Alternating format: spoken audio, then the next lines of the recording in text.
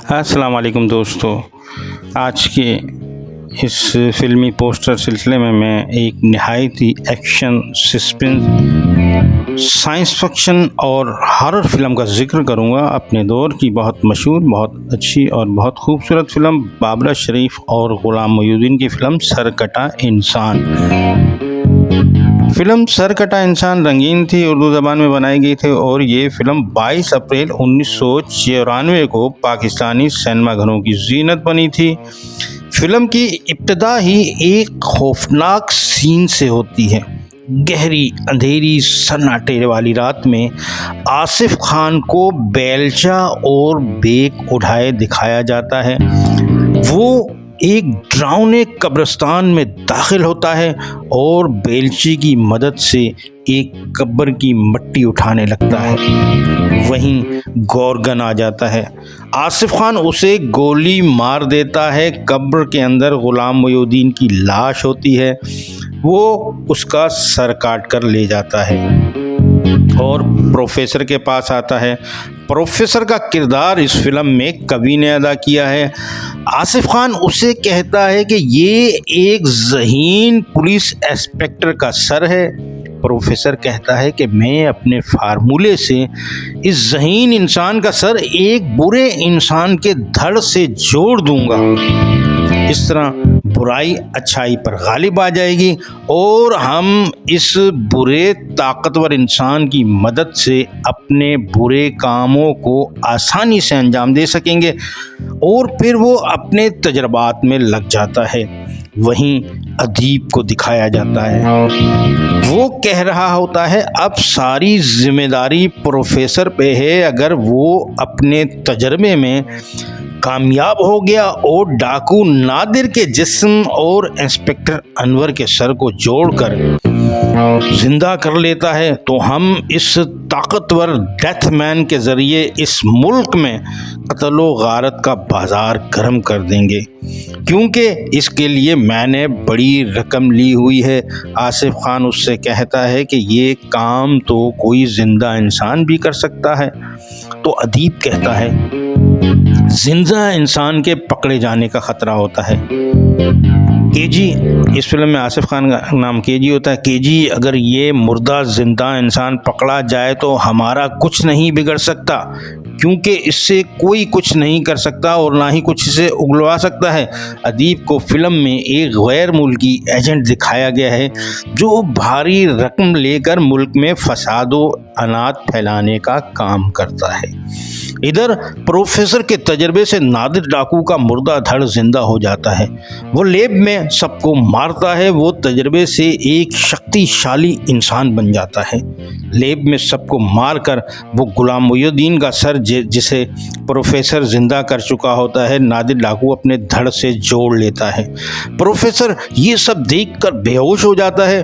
वो लेबॉर्ट्री से बाहर निकल आता है। बाहर इजहार काजी, जो कि पुलिस इंस्पेक्टर के किरदार में होता है, वो अनवर को बाहर घूमते देख लेता है और हैरान हो जाता है। ग़ुलाम मोइनुद्दीन आगे निकल जाता है। याद रखा जाए कि ग़ुलाम मोइनुद्दीन का नाम इस फिल्म में अनवर होता है और वो भी एक पुलिस इंस्पेक्टर होता है। इजहार काजी ग़ुलाम मोइनुद्दीन की माँ के पास आता है और उनको बताता है कि उसने अनवर को देखा है। वो कहती है आज सुबह ही तो उसे दफनाया है, ये कैसे हो सकता है। वो सब अनवर की कब्र पर जाते हैं और वहाँ उन्हें पता चलता है कि उसका सर कोई काट कर ले गया है। इधर आसिफ खान केबी को जब पता चलता है कि नादिर डाकू लेब से फरार हो गया है तो वो शहर के तमाम बड़े गुंडों को उसके पीछे लगा देता है। जो उसको पकड़ कर लाए उनसे कहता है कि जो उसको पकड़ कर लाएगा वो उसे मुंह मांगी रकम देगा।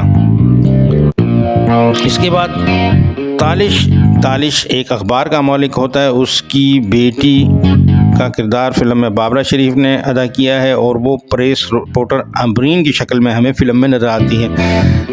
वो रंगीले का नाम फिल्म में चंगेज़ी होता है। वो इन दोनों को रिपोर्ट लेने भेजता है कि वो जाके रिपोर्ट लाए कि ये सरकटे इंसान का क्या मामला है। प्रेस रिपोर्टर अमरीन और चंगेज़ी एक जगह पहुंचते हैं जहां ग़ुलाम मोइनुद्दीन को शहर के गुंडे घेर चुके होते हैं।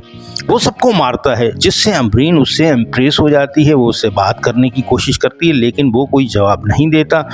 चंगेज़ी और अमरीन वहाँ से चले जाते हैं। नादिर डाकू का धड़ बुराई की तरफ राग़िब होता है, जबकि इंस्पेक्टर अनवर का सर उसे इस काम से रोकता है।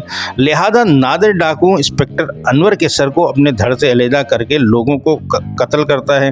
क्राइम रिपोर्टर अमरीन इजहार काजी से मिलकर नादिर डाकू के बारे में मालूमात लेती है। जब उसे पता चलता है कि नादिर डाकू की एक बेटी है तो वो उसकी बेटी से मिलने चली जाती है। नादिर डाकू की लड़की बताती है कि उसके बाबा उससे बहुत मोहब्बत करते थे। वहीं नादिर डाकू का धड़ आ जाता है, उसके हाथ में कुल्हाड़ी होती है। वो अमरीन पर हमला करता है लेकिन उसकी बेटी के चीखने पर वो वहाँ से चला जाता है और अमरीन की जान बच जाती है। अगले सीन में नादिर डाकू के धड़ और इंस्पेक्टर अनवर के सर को दिखाया जाता है। वो अमरीन से मिलता है और अमरीन उसे अपने वालिद तालिश से मिलवाती है। अमरीन उससे मोहब्बत करने लगती है लेकिन उसे पता नहीं होता है कि ये एक जिंदा लाश है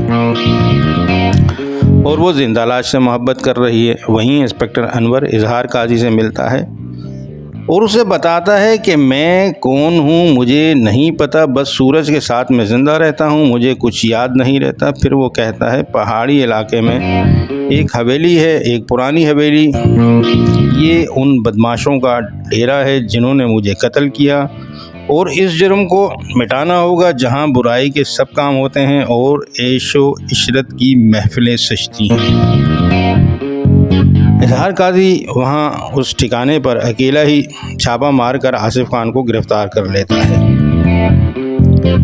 अमरीन इंस्पेक्टर अनवर की कलाई पर सांप का निशान देख लेती है और सांप का निशान डाकू नादिर की कलाई पर होता है। वो परेशान हो जाती है। एक दिन वो अनवर के घर पहुंच जाती है। वहाँ उसे पता चलता है कि अनवर मर चुका है। अदीब और आसिफ खान मिलकर अनवर की बहन और नादिर की बेटी को उठाने की कोशिश करते हैं। इस अमल में अनवर की माँ और बहन मारी जाती हैं। अनवर उनको मारने पहुंच जाता है। वहीं इजहार काजी भी आ जाता है। वो अदीब आसिफ खान के साथ इस गैंग को ख़त्म कर देते हैं। प्रोफेसर कभी अपने गुनाहों की माफ़ी मांगता है कि इंसान मुर्दे को हरकत तो दे सकता है, इसमें जान नहीं डाल सकता। उसे गिरफ्तार कर लिया जाता है। अनवर अमरीन के पास पहुंच जाता है और ये कहकर कि काश मैं तुम्हें हटा सकता, दम तोड़ देता है। बहुत ही खूबसूरत, अच्छी और नायाब फिल्म है। ये फिल्म अगर आपने नहीं देखी है तो YouTube में अच्छे प्रिंट के साथ मौजूद है। इस फिल्म को देखिएगा, पाकिस्तानी टेक्नोलॉजी का मज़ा लीजिएगा। इस फिल्म के फिल्मसाज और हदायतकार सईद रज़वी थे। फिल्म के सितारों में शामिल थे बाबरा शरीफ, गुलाम मुहिउद्दीन, इजहार काजी, मुनीर ज़रीफ, सबिया खानम, रंगीला, कवि, अदीब, आसिफ खान और तालिश।